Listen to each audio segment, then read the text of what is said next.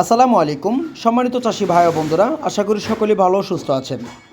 বিশেষ করে আজকে যে মাছের পোনা নিয়ে আলোচনা করব সেটি সবারই খুব পরিচিত, কেননা যা নদী থেকে সংরক্ষণ করা চিতল মাছের পোনা। তো চিতল মাছ বিশেষ করে আমরা পুকুরে কীভাবে চাষ করব, বিস্তারিত চাষি অনেক চাষিরা বুঝি না বা না বোঝার কারণে চিতল মাছ পুকুরে চাষ করতে পারি না। চিতল মাছের পোনা এমন একটা পুকুরে চাষ করতে হবে, বন্যামুক্ত একটা পুকুরে, যে পুকুরে 4 থেকে 5 ঘন্টা রোদের আবহাওয়া পড়তে পারে, অর্থাৎ অবশ্যই বড় আয়তনের পুকুর প্রয়োজন হবে।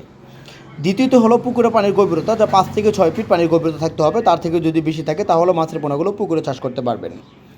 কিন্তু রক্ষা রাখতে হবে যে সকল চাষিরা চিতল মাছ, আয়ের মাছ, রিডা, বোয়াল এসব মাছের পোনা, কুড়াল মাছের পোনা যা পুকুরে চাষ করতে চাই, তাদের আগে খাদ্য ব্যবস্থা আগে করে নিতে হবে।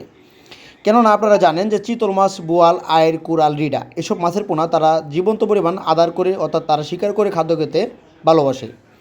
অর্থাৎ চিতল মাছ ছাড়ার আগে আপনাদের অবশ্যই খাদ্য কাপ জাতীয় মাছের পোনা অথবা অন্য অন্য কাপ জাতীয় মাছের পোনা, যেরকম কানপোনা মাছের পোনা আছে বা অন্য অন্য কাপ জাতীয় মাছের যেগুলো দানি পোনা আছে, সেসব আগে সংরক্ষণ করে রাখতে হবে।